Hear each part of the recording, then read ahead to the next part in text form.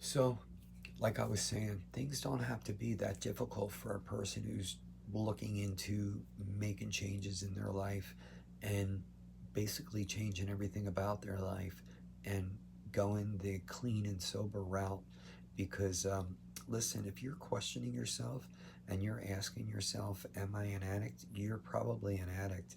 And believe me, it's not easy. It's not about just going to a AA or an NA meeting and sitting in a chair for an hour and through osmosis you change. If you really want to change, you really have to work at it.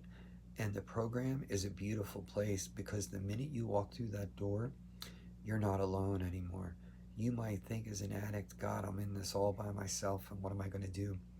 Walk through the doors of a meeting, and you will see all walks of life, men, women, young, old, sitting in those chairs, fighting the same battle that you're about to begin. And believe me, there's reassurance in knowing that you're not alone anymore.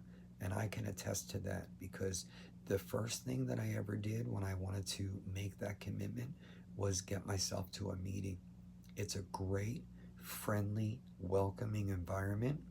They definitely really look after the newcomer because you're the most important person in the room.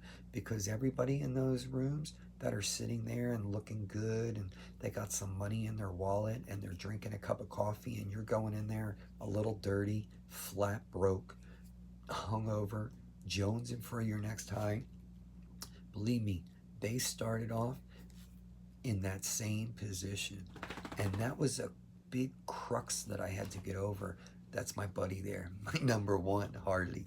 But when I would, there he is. I love him. He's given me so much. I can't, believe me, there'll be a lot of conversations about him, but that's my number one.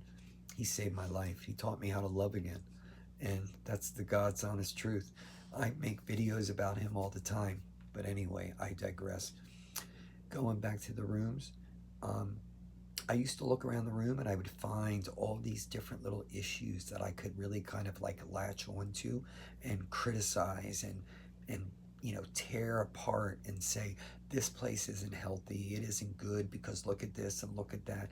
And that was just my addiction screaming to get back out of me and have me running, chasing after it again.